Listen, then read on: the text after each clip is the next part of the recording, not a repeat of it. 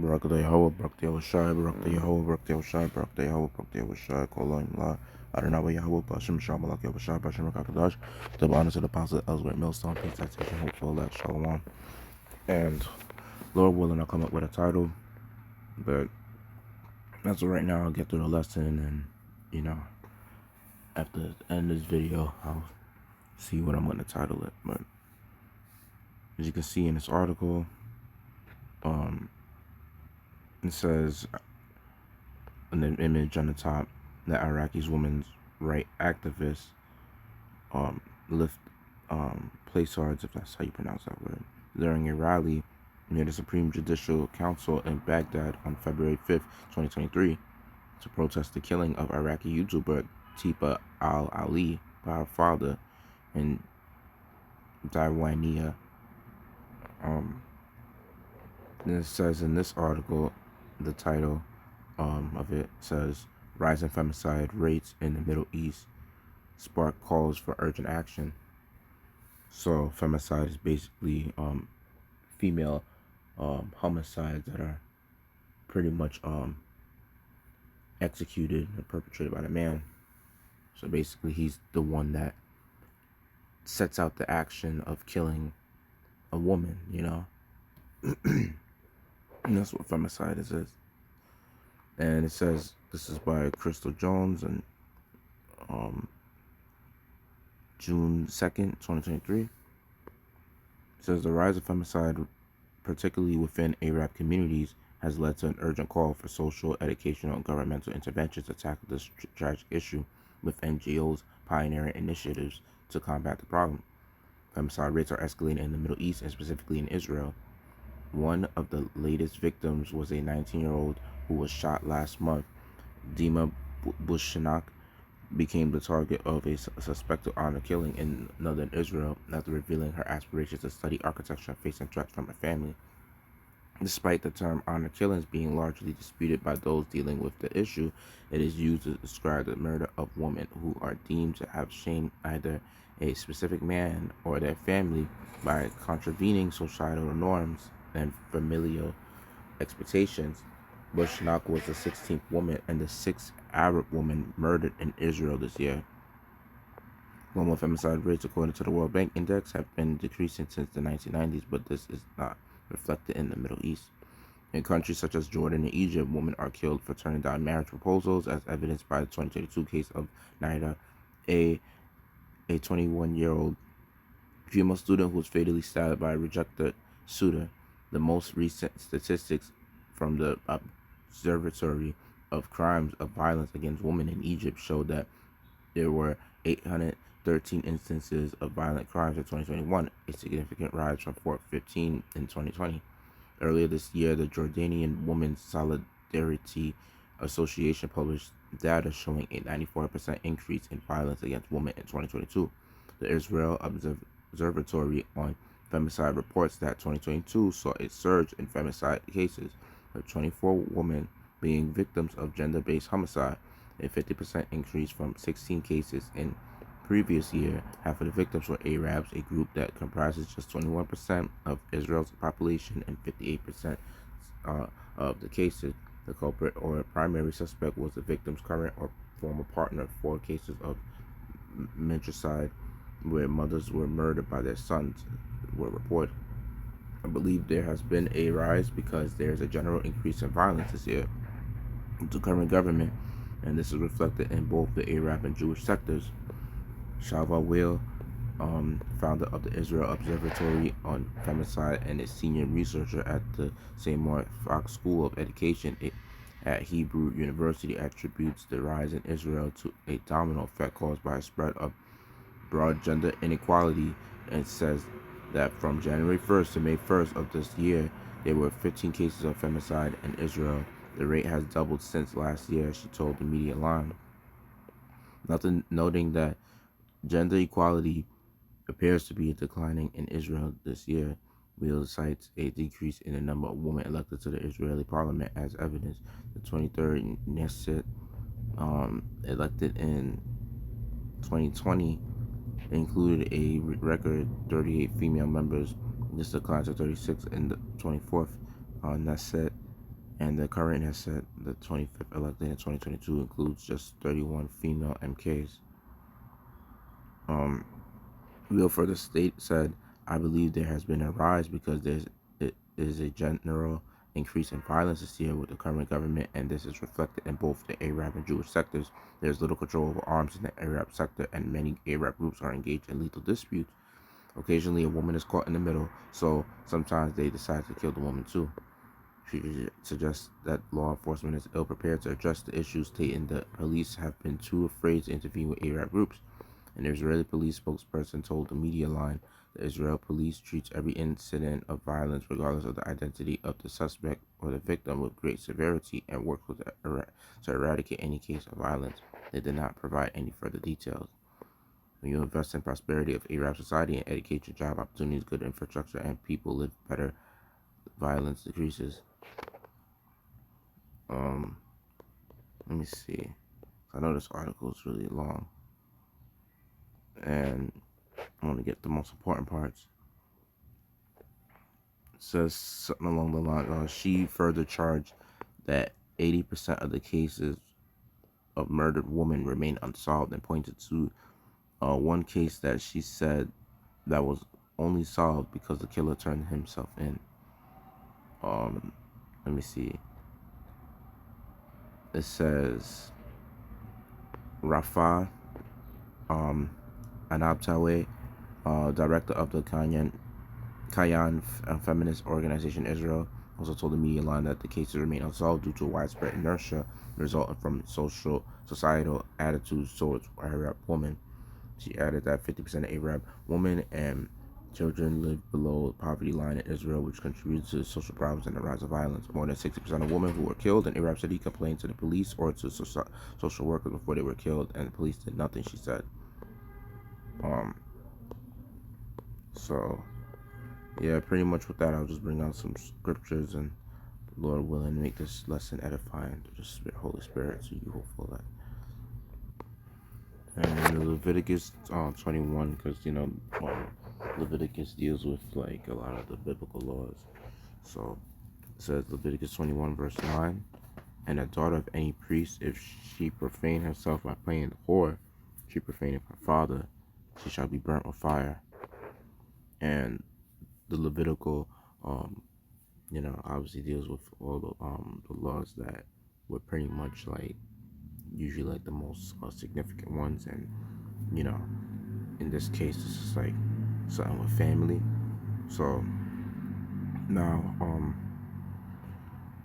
you see, the thing is that in the Middle East you will see that they'll be able to practice this righteous act of killing let's say the wife or the daughter for going off.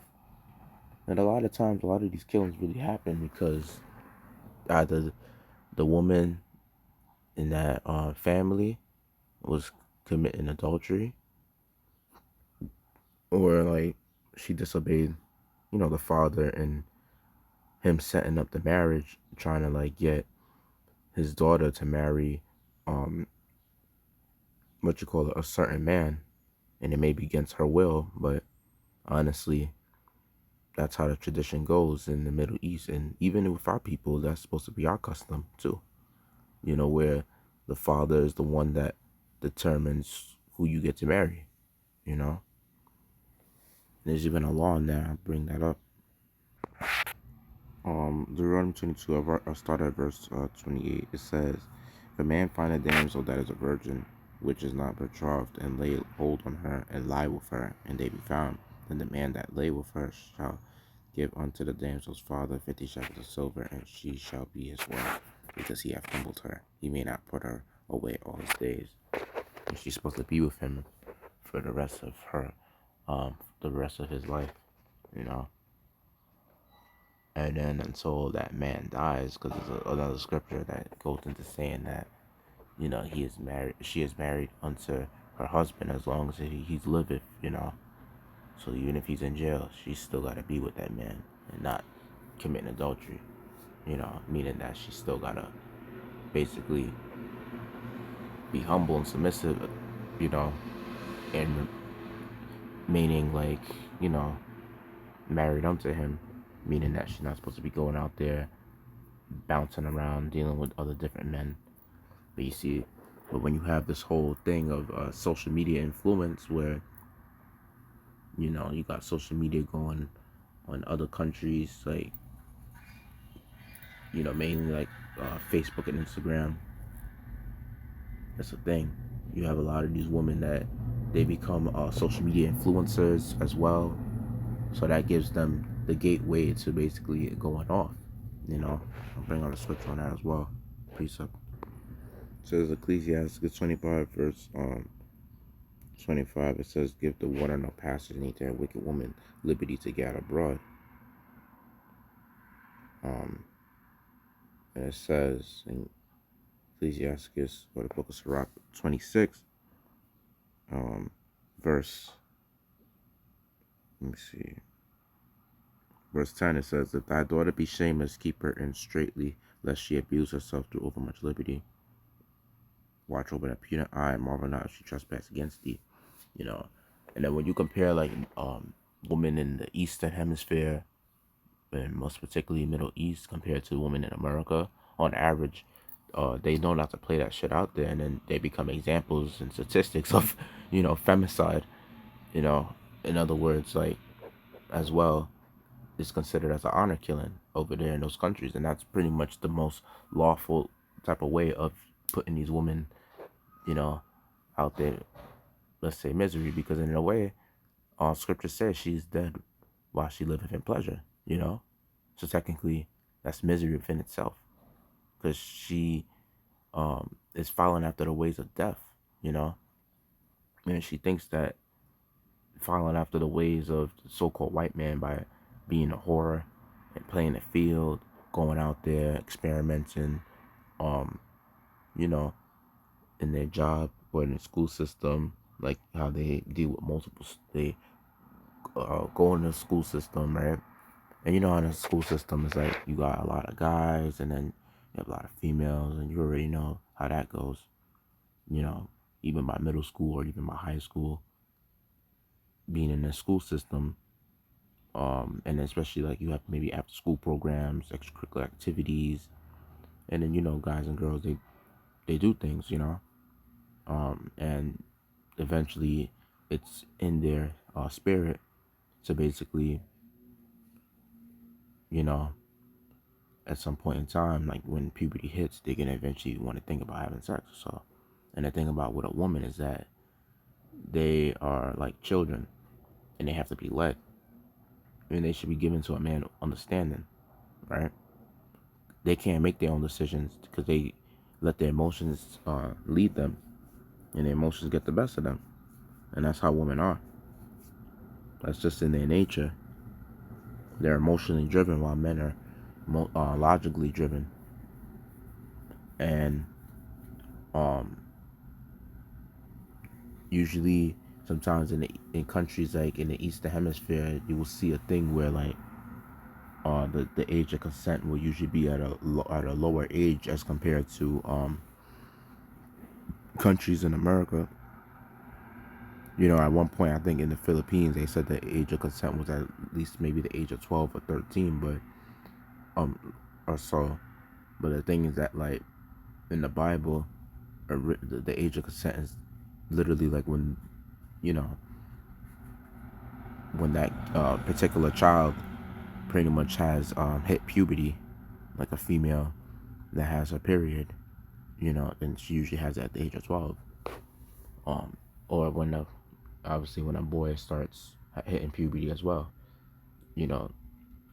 But the thing is that, like, in this day in society, mainly in America and even some other countries, influenced by America as well, their age of consent is usually higher.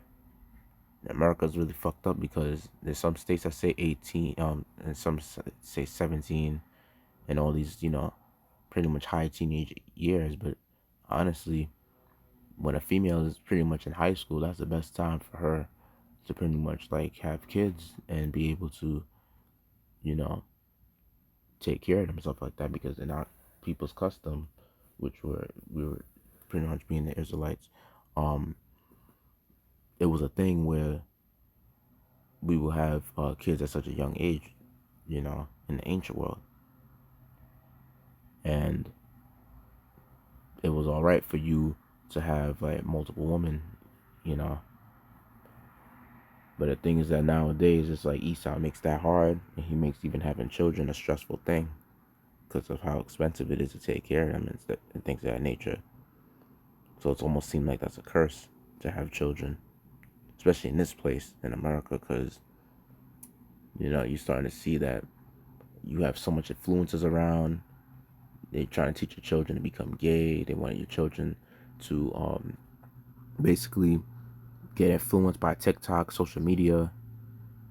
So they're technically not your children, and it's like they're technically children that belong to Esau, because the system has like complete jurisdiction over your children in a sense. Anytime you try to discipline your child, you try to whip your child or so, they call 911 on your ass for doing that, then it's a wrap. Then they take your kids away, you know. But there was some TikTok influencer. She was famous for I'm not sure what particularly, but she did a lot of videos and things of that nature, named Tiba Al Ali. They said I think it was her husband that killed her or so, or no, it was her father that did the honor killing, if I'm not mistaken. And she wanted to be in Turkey alone, she said, and she didn't want to be with her parents, and that's pretty much when she came back or so, the father killed her and strangled her to death. And then that sparked outrage. And you see, that's the thing about what you call it, those women in the Middle East sparking outrage and things of that nature for the honor killings that's being implemented, obviously, by either the husband or the father in the family. Those women are completely going off for trying to spark outrage and having a voice. But that's the thing when it's coming to this devil Esau. He spreads his influences into other countries, so now they feel like women have a say, and that their feminist bullshit from the Western Hemisphere should be influenced throughout the world, and teaching people in other countries that it's okay to push gay rights in that country, or it's okay to push for a female to do as she wants to, and feel like she could have the choice to pick who her partner is. And if that's the case, then you best believe if a woman was to pick her partner, she will have a high chance of divorcing him and going for somebody else. And in that case, you have that a lot in America. Why you think marriages, mainly in America around this timeline, especially with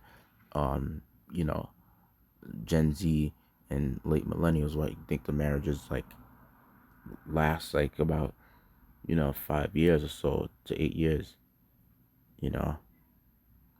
Marriages in America is literally like almost a liability at this point, because the way these women are, how they corrupt they are, and the fact that like this country, America, within itself is already a neo-feminist country where feminism is at its highest peak, like at the fifth wave. And the thing is that these Americanized women, they you can't tell them a damn thing, honestly, because all these women get their influences from not only social media, which is like obviously the main level of source of witchcraft that they get it from, and they get it from their friends as well, that are mainly single, like, because females, like, what they do is that they understand their nature, and they like to learn from other females on how to be twice as wicked as they are, and then they also get it from the films that they watch as well, that's heavily pushed upon in Hollywood, and they make those films very famous on teaching women how to be, twice the whore that they already are, and how to be more manipulative, and how to use their body to weaponize it against the man. So it really shows you the corruption that goes on in this country, and mainly Esau is the ones to blame for this. You know, this is the devil we're talking about.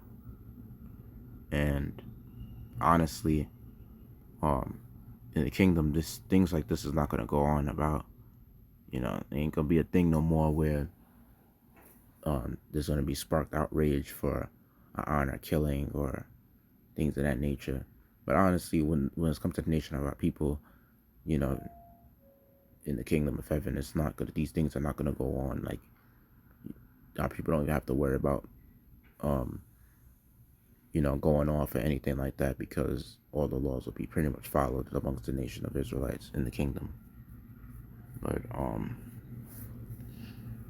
because you don't gotta worry about no more of a man having to basically influence your woman to basically sleep with her and all that other shit, sleep with him and all, you know, all those things gonna be done away with in the kingdom of heaven. But one thing I'll say about America is a shameful place to really have a woman in your life, because you never know what she could be doing behind your back while you going to work, you know. And there's a thing with Esau, like he's so fucked up as a